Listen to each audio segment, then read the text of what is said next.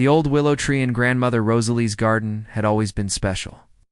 But tonight it glowed with silver light that made Celeste's heart flutter like butterfly wings. She pressed her small face against the cool window glass, watching droplets of something that wasn't quite rain fall from the starless sky. Each drop that touched the ground turned the roses into delicate crystal sculptures, beautiful but cold. The lavender bushes became frozen purple dreams, and the daisies transformed into tiny glass bells that chimed softly in the evening breeze. Something magical was happening, and 7-year-old Celeste knew she had to discover what, slipping her bare feet into worn slippers. She tiptoed through the creaky farmhouse, past Grandmother's rocking chair where balls of yarn slept like colorful cats. The back door opened without a sound, as if the night itself welcomed her outside. The garden felt different under the strange silver glow.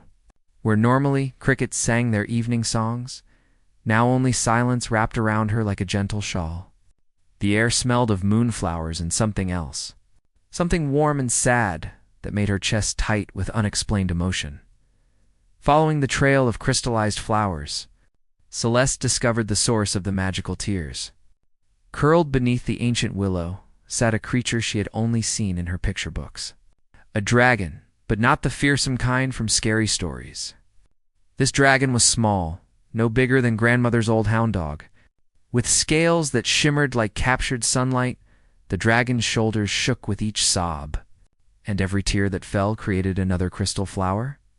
Her golden scales were dulled with sadness, and her small wings drooped like wilted petals. She hadn't noticed Celeste approaching, lost as she was in her ocean of sorrow. "Why are you crying?" Celeste asked softly, settling cross-legged on the grass near the weeping dragon. The creature's head shot up, revealing eyes like liquid amber, filled with surprise and fear. For a moment, neither moved. Then the dragon spoke in a voice like wind chimes touched by summer air. "You can see me?" she whispered, wonder replacing fear in her golden gaze. "Of course I can see you. You're right here, and you're very sad." Celeste reached into her pocket and pulled out a small handkerchief embroidered with tiny blue flowers. "My name is Celeste. What's yours?" The dragon stared at the offered handkerchief as if it were the most precious treasure in all the world. "I am Ember," she said, carefully taking the cloth with one delicate claw. "I didn't know humans could see dragons anymore. Maybe they can, but they forget how to look with their hearts instead of just their eyes." Celeste scooted closer, noting how Ember's scales caught the moonlight like scattered coins. "Why are your tears making the flowers turn to crystal?" Ember's expression crumpled again, fresh tears threatening to spill. "I cannot control my magic when I feel too much. My emotions are too big, too wild. The other dragons say, I will never learn proper control because my heart burns too bright." "That doesn't sound like something wrong with you," Celeste said thoughtfully. "That sounds like something special about you." "Special?" Ember looked up with desperate hope. "The elder dragons sent me away because my feelings kept causing magical storms. They said I must learn to be calm and quiet, like a proper dragon lady should be." Celeste considered this, remembering how adults sometimes told her to be quieter or less excited about things that made her happy. "My grandmother always says that feelings aren't meant to be stuffed away like old clothes in boxes. She says they're supposed to flow like rivers. But my feelings flood everything," Ember protested, gesturing at the crystal garden around them. "Then maybe you need to learn a different kind of control. Not stopping the river, but teaching it where to flow." Celeste stood up and brushed grass from her nightgown. "Would you like to hear a story?" "Stories always help me when my feelings feel too big." Ember's eyes widened with curiosity. "A story? But I thought only dragon elders knew the old stories." "Humans have stories too. And some of them are about learning to be friends with big feelings." Celeste settled back down, making herself comfortable for storytelling. "This one is about a little star who thought she was too bright." As Celeste began her tale, something magical happened. The crystal flowers began to pulse gently with warm light, and Ember's tears slowed to occasional drops that now created tiny silver flowers instead of cold crystal ones. The young dragon found herself leaning closer, drawn by the warmth in Celeste's voice and the gentle way she painted pictures with words. The night grew deeper around them, but neither noticed.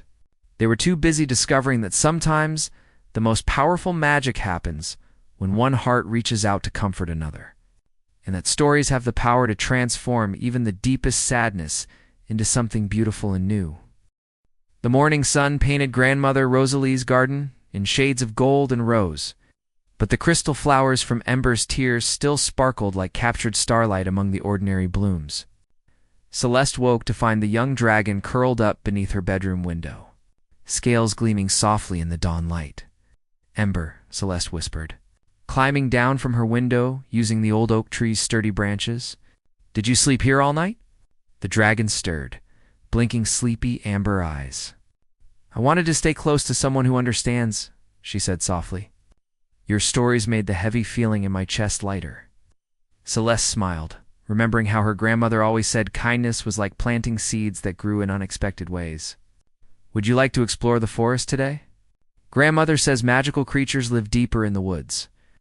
Ember's eyes brightened with curiosity and something that might have been longing. "I would like that very much. I have been alone for so long," and in claw. They ventured into the ancient forest that bordered the farmhouse. Towering oak and maple trees created a cathedral of green light, where sunbeams filtered through leaves like golden rain. The deeper they walked, the more alive the forest felt. Humming with magic that made the air shimmer, they discovered a clearing where wildflowers grew in perfect circles. And butterflies with wings like stained glass danced between the blooms. A crystal-clear stream bubbled through the center, its water singing a melody that sounded almost like laughter. "This place feels like a secret," Celeste said, dipping her toes in the cool water. "All the best places do," agreed a deep voice from the shadows. Both Celeste and Ember turned toward the sound. From behind a massive boulder stepped a creature that took Celeste's breath away. He was a wolf, but unlike any she had ever imagined. His fur was the color of midnight sky, so dark it seemed to hold stars within its depths. Silver markings traced elegant patterns along his legs and face, and his eyes were the deep blue of twilight. "You must be the dragon whose tears blessed this forest with new beauty," he said, his voice gentle despite its power. "I am Zephyr, guardian of these ancient woods." Ember's scales flushed a deeper gold, and she ducked her head shyly. "I am Ember. I did not mean to change your forest. My emotions sometimes create magic I cannot control, or have not yet learned to direct." Zephyr approached slowly, his movements graceful as flowing water. "There is a difference between wildness and chaos." Something electric passed between dragon and wolf as their eyes met. Celeste felt it too, like the air before a gentle thunderstorm, full of possibility and magic. Ember's scales began to glow with soft inner light, while silver patterns in Zephyr's fur seemed to pulse in response. "I have watched over this forest for many seasons," Zephyr continued, sitting gracefully near the stream.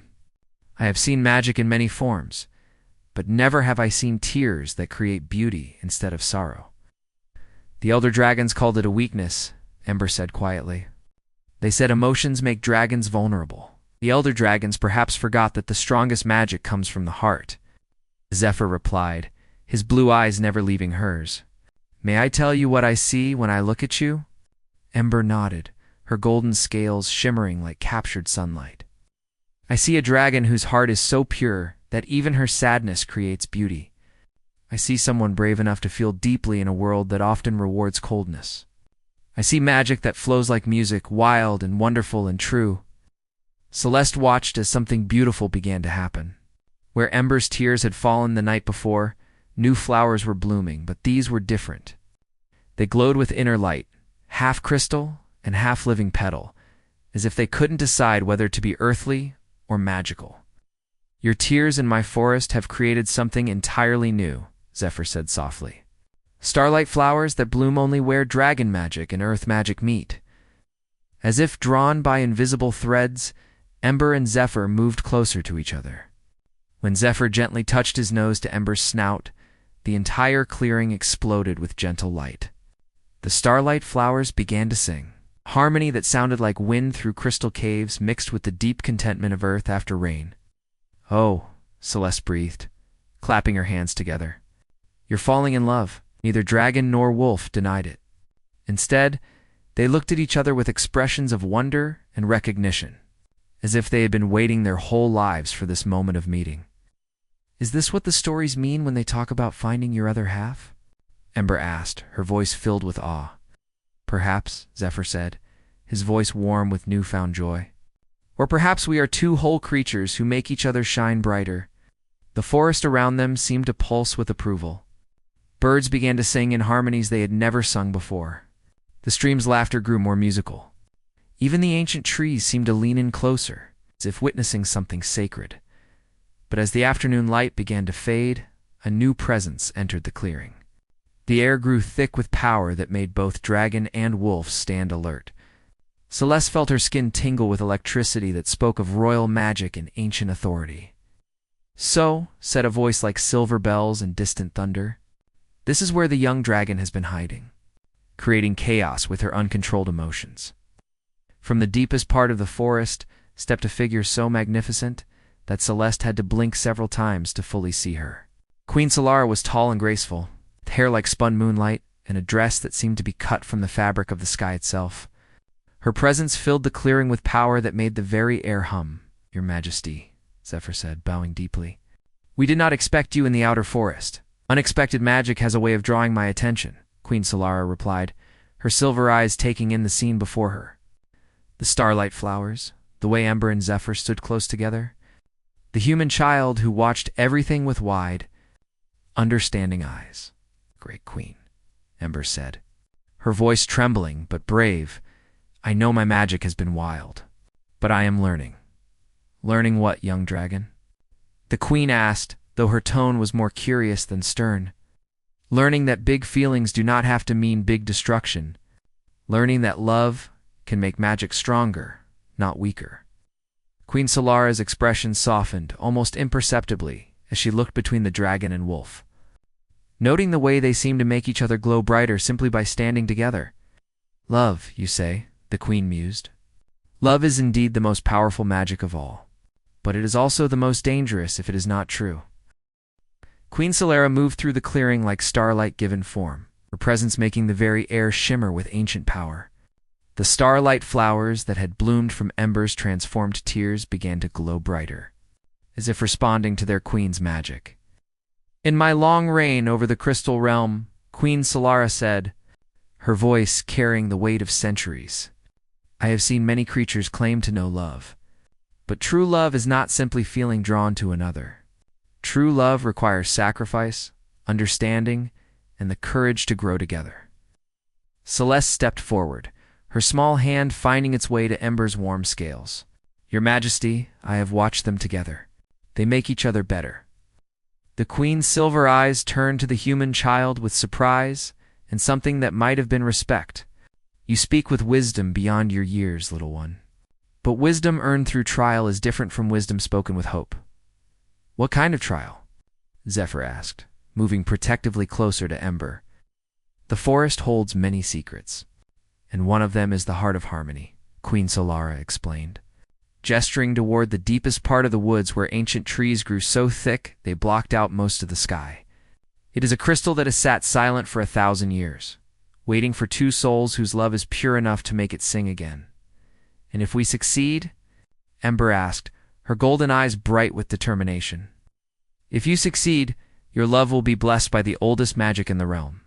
Your emotions, dear dragon, will find their perfect balance, and your union will bring new magic to both our peoples. The Queen's expression grew more serious. But if your love is not true, the crystal will show you the shadows in your hearts, and you may not survive the knowing.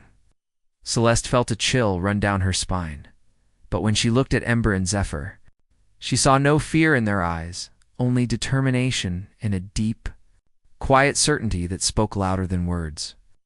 We accept the challenge, Ember said, her voice steady despite the magnitude of what they faced.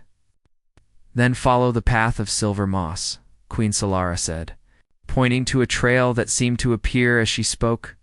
But know this, young ones, the heart of harmony judges not just love, but the willingness to put another's happiness before your own. Hand in claw, wing brushing against fur. Ember and Zephyr began their journey into the deepest part of the ancient forest. Celeste started to follow, but Queen Solara's gentle hand on her shoulder stopped her. "This part of their story, they must write alone, little storyteller," the queen said softly. "But your role is far from finished." As dragon and wolf disappeared into the shadows between the trees, Queen Solara settled gracefully beside Celeste near the singing stream. "Tell me, child, what do you see when you look at them together?" Celeste thought carefully, watching the starlight flowers pulse in rhythm like a heartbeat. "I see two creatures who were lonely until they found each other. Ember's magic is wild because she has so much love inside her with nowhere to go. And Zephyr has been guarding the forest alone for so long that he forgot how good it feels to care for someone special. And now Ember's love has somewhere beautiful to flow. And Zephyr remembers that protecting someone you love is different from just protecting something because it is your duty." Celeste picked up a starlight flower that had fallen by her feet, marveling at how it felt warm and alive in her palm. They make each other brave. Deep in the forest, Ember and Zephyr had found the heart of harmony. It sat in a grove so ancient that time seemed to move differently there. Surrounded by trees whose trunks were wider than houses and whose roots glowed with soft, eternal light. The crystal itself was magnificent. Tall as a person and perfectly clear, but silent and cold as winter stone. As they approached, both dragon and wolf felt the weight of its judgment, the way it seemed to look into the deepest parts of their souls. "I am afraid," Ember admitted, her scales dimming slightly. "What if my emotions are too wild even for true love? What if I am too much?" "Then I will love you exactly as you are," Zephyr said simply, nuzzling her neck with infinite tenderness.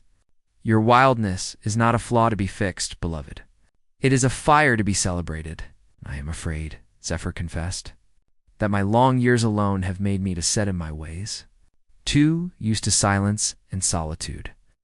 "Then I will teach you the joy of sharing every thought and dream," Ember replied, her golden eyes shining with devotion. "Your quietness is not emptiness, my love. It is depth waiting to be shared." As they spoke these truths to each other, something miraculous began to happen. The heart of harmony began to warm, its crystal depths filling with light that pulsed in time with their heartbeats. Music began to emanate from its core, not heard with the ears, but felt in the soul. A harmony so perfect it brought tears to their eyes.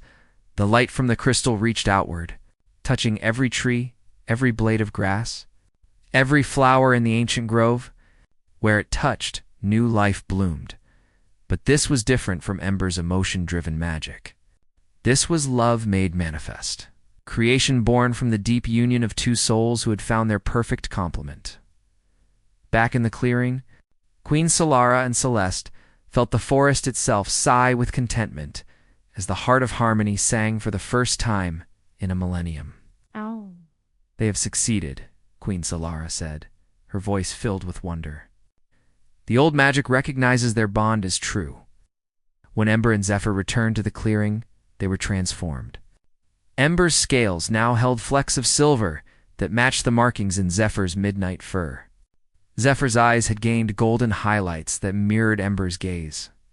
They had become themselves, but more so, each made complete by their love for the other. "The heart has given us a gift," Ember said, her voice now carrying harmonies that hadn't been there before. "My magic flows like music now, controlled not by suppressing my emotions, but by directing them with love. And I have learned that guarding this forest means more than protecting its trees," Zephyr added, his deep voice warm with contentment. "It means nurturing the love that grows here, the magic that blooms from true connection." Queen Solara rose gracefully, her smile brighter than starlight. "Then let it be known throughout all the realms that the dragon Ember and the wolf Zephyr have proven the truth of their love. Their union brings new magic to our world, magic born not from power alone, but from the deep harmony of two hearts beating as one." As the queen spoke these words, the starlight flowers throughout the clearing burst into song, their crystalline voices joining the melody that still echoed from the heart of harmony deep in the forest. "And you, little Celeste," Queen Solara said, turning to the human child whose stories had started this magical journey, you shall be the keeper of their tale. For it was your kindness that taught Ember to trust, your stories that showed her how to transform pain into beauty. Celeste felt a warm tingling in her chest, and suddenly she knew that she would carry this story with her always, that she would tell it to other lonely creatures who needed to know that love could transform even the wildest magic into something beautiful and true. As night fell over the enchanted forest, Ember and Zephyr curled together beneath the stars, their love creating gentle auroras that danced across the sky. And Celeste, walking back to her grandmother's house with a heart full of wonder, knew that she had witnessed the birth of a love story that would be remembered forever. A tale of how two souls can make each other whole, and how sometimes the most powerful magic of all is simply learning to love without fear. The starlight flowers continued to bloom throughout the forest, their songs carrying on the night wind, whispering to all who would listen that love, true love, has the power to transform not just hearts, but entire worlds.